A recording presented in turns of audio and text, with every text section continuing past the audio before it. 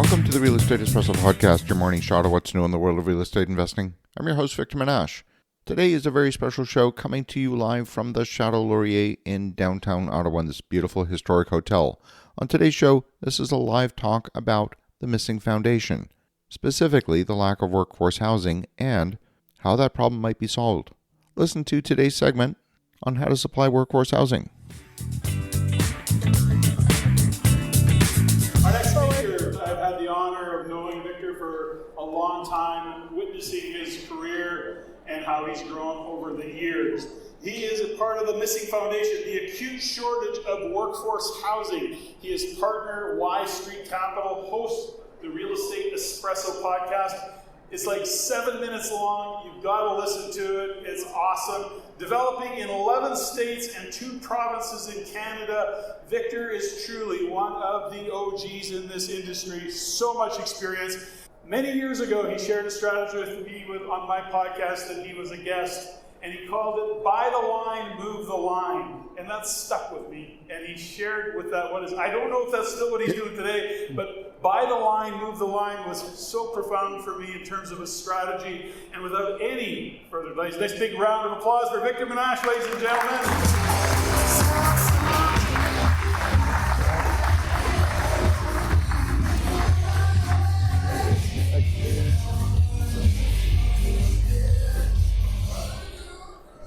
Welcome. Today we're going to be talking about the missing foundation. A lot of people focus on affordable housing, and frankly that's a myth, because it doesn't matter who owns the property, whether it's owner-occupied or owned by an institutional investor or a small investor. The cost to build that product is pretty much the same. It doesn't matter who owns it. And the cost of building a building varies a little bit based on the finishes. But the core cost of the building is what makes it cost what it does. So the way to get this done and build affordable housing for workforce is to build the right product in the right location for that specific customer. I want you to view this through the lens of product design for a specific customer. So I'm Victor Minash, a partner at Y Street Capital. As Patrick mentioned, host of the Real Estate Espresso podcast.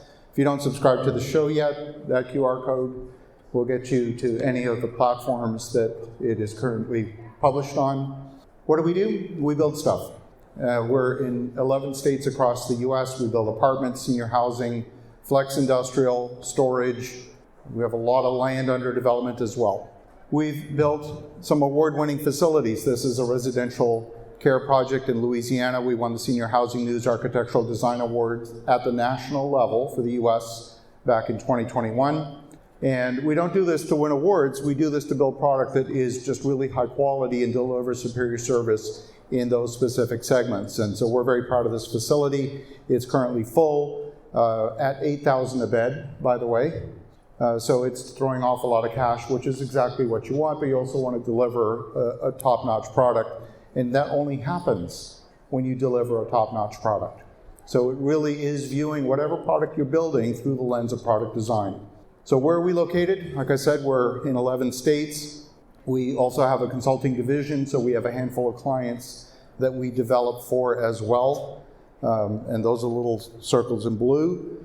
But we currently are developing in a number of different states. Our largest project, remember the Marlboro Man in the cigarette commercials?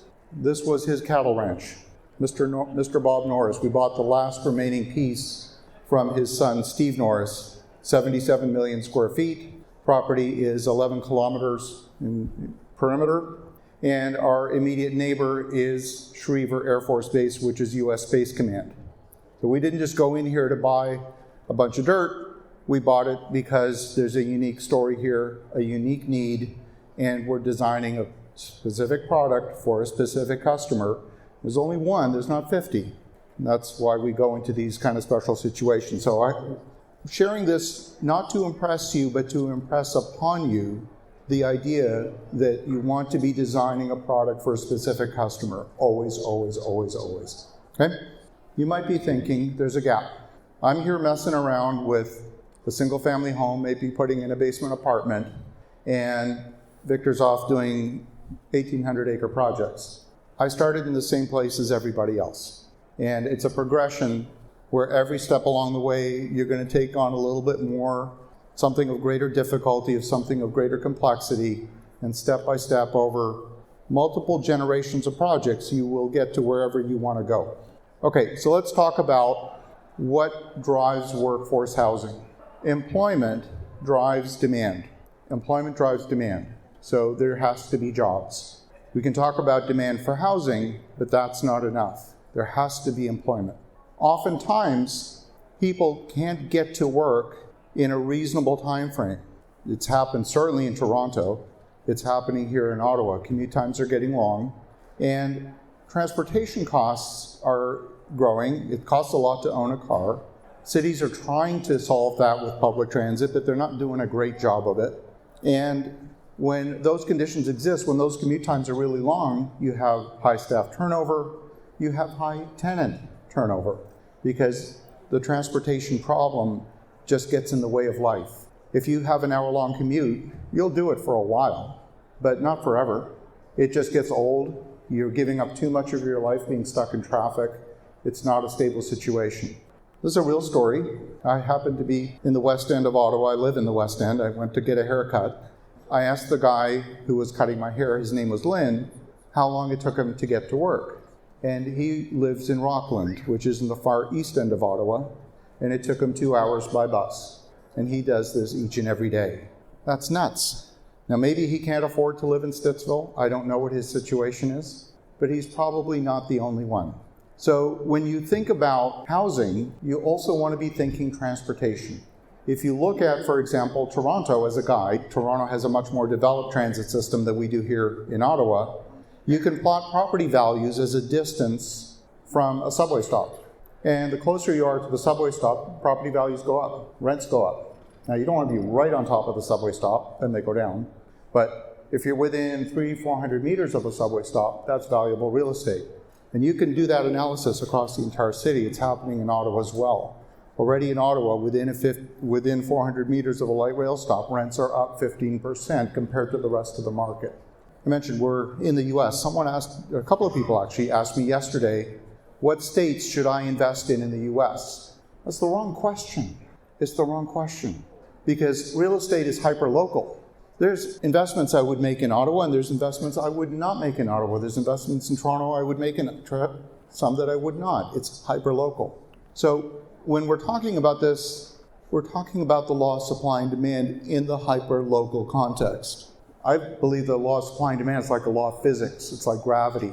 If you try and cheat gravity, you'll probably get hurt. You want an excess of demand, a shortage of supply, but that's not enough. Every year, the Girl Scouts fan out all over the city, and they go sell cookies for about a week or two. Where do they go to sell cookies? Do they go to the most expensive neighborhood, or do they go to the hood? Where do they go? Do they go to Rockcliffe or Vanier? Where? Yeah. So they go to the expensive neighborhood. Why? Because if they walk up to a 5,000 square foot house, what'll probably happen is the homeowner will give them $20 and say, keep the cookies. And they get to go sell them again, right? So if the Girl Scouts have figured it out, how come you haven't? It's not just supply and demand. It's supply and demand and ability to pay at the price point. They have to be able to afford the product, because otherwise, I don't know what we're talking about. I'm going to show you 3 case studies here. This is Mont Tremblant. It's a real case study, but I could be talking about any ski resort in North America. It could be Whistler, Vail, Aspen, Breckenridge, Copper, Mammoth, doesn't matter. All the same. They all suffer an acute shortage of workforce housing. If you've got skis or a mountain bike and you're spending $400 a night, there's lots of place for you to live. But if you're working at Starbucks or serving a cappuccino, if you are a ski patrol or a ski instructor, there's nowhere for you to live. And that's a problem. It's a problem for the staff. It's a problem for the employers. When I go to Tremblant, I ask the staff, I do it routinely, this is not scientific, but I ask them, how long did it take you to travel to work today? And consistently, I hear 45 minutes, an hour, 35 minutes. I've never heard anything under 30 minutes. It's an acute problem. So we're solving this problem at Mont Tremblant with a project which we're calling Campus Ryan. It's right on Monte Ryan, right as you get on Monte Ryan from the 117. This is workforce housing for employees of the resort. And it's a high-quality product. It's a branded product that's designed to be replicated across multiple resorts and workforce housing situations, including manufacturing.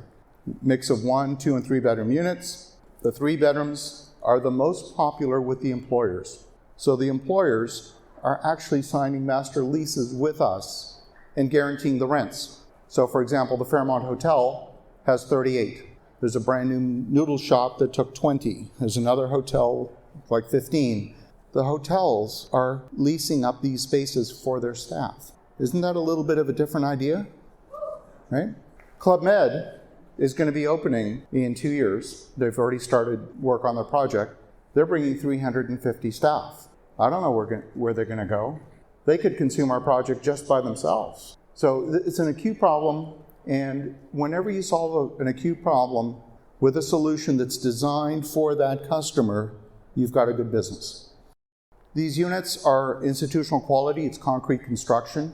You probably don't know that an institutional buyer will not buy a wood frame building. They'll only buy concrete, maybe cold form steel, but they predominantly want concrete.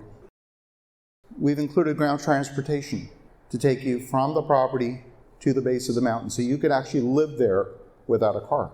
In a resort environment, that's game-changing. That doesn't exist anywhere. So we actually have staff. I actually was there when they moved in. We have 3 couples that are there on 6-month assignment from France and another couple from Switzerland. They didn't want to buy a car, and they're staying in our property and they're paying the rent. And it's an amenitized product. Delivers all the things that you would want in this kind of a property. Show you another example. This is Elko, Nevada. Put up your hand if you've heard of Elko, Nevada. A few people. 80% of the gold in North America is mined in the state of Nevada, and the vast majority of that is in Elko County. Elko itself is a small town, about a little over 20,000 people. Now you might say, am I going to go into a town of 20,000 people? I'm pretty sure gold mining is not about to shut down. Just a guess, okay? So this is a project. This is actually a consulting client that came to us, and they own, these folks own about 2,200 units, and they own this project as well. It's 120 units. It exists. It's full. It's not the right product. These are 2 and 3 bedroom units, and still they're full. And you can see to the right, there's empty land on the right-hand side. They have enough land and the conditional use permit to build another 108 units, but they're not developers. So they said, okay, Victor, what can we do? What should we build? We're pretty sure there's demand, but what is the right product? Should we do 1 bedrooms? Should we do 2 bedrooms? What should the design be? Should they be fully furnished? What should the right product be? So we're helping them with that development. It's another example of solving the problem for a specific customer. There's many examples along the St. Lawrence Seaway corridor. I attended a meeting with the mayors of 5 communities along the St. Lawrence River, and they all said the same thing: come build something in our town. Brockville, Elizabethtown, Mallorytown, Belleville, Trenton, Cornwall, they were all there saying the same thing. So it's designing a product that is really specific. So what should the product be? Well, you know the answer. These should be furnished units, well appointed. A furniture move is harder on an apartment. If people are coming to work in the mine for 6 months, you want them to bring their luggage, and that's about it. You don't want to spend $1,000 or $2,000 repairing a unit to get a unit turn done, because those unit turn costs are high. They result in vacancy while that work is being done. So now if you can, for the cost of furnishing, if you can make those unit turn costs go to 0, or just to the cost of a cleaning, you've saved a lot of money over only a couple of years. Let's talk about it in the context of a dense urban environment. This is Ottawa. Place d'Orleans Mall is a hub in the east end of Ottawa. It has all of the amenities. Within a couple of minutes, you're literally right there at Place d'Orleans Mall. You have 2 grocery stores, 2 dentists, 3 pharmacies. The list goes on and on. Restaurants, everything within walking distance. The city's beating the drum about this notion of the 15-minute community. Well, this one's a 5-minute community. This one, you can literally walk from the property to the mall, to the farm boy, to the no-frills, to the light rail, and it's all walking distance. This is one of the very few places in Ottawa that I could say genuinely you could live without a car. If you can do without a car, how much do you save per month? $800? It's probably pretty accurate. It's a lot of disposable income. A lot of folks are making up for it by saying, oh, you know what, I'm going to rent a 2-bedroom, get a roommate, so instead of spending $2,800 a month, I'm going to get $1,400 a month. And that's okay in your 20s, but not in your 40s, right? And not if there's a lot of families that unfortunately do split up. And so someone needs to move out, but they need a 2-bedroom apartment. It's got to be in the same school district. Affordability has gone down because now there's division of household income. Who's solving that problem? Are you going to go out and get a 1,000 square foot apartment? No, you can't afford it.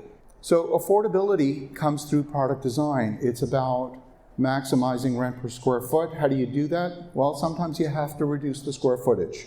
And this is a 75-unit building, 6-story, literally a couple hundred meters from the Place d'Orleans Mall. There's other product coming into the market, but it's on main streets where it's noisy, there's a lot of traffic.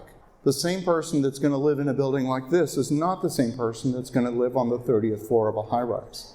It's a different product. Again, designing a product for a specific customer. So just like we did at Mont Tremblant, there's a lot of attention to detail.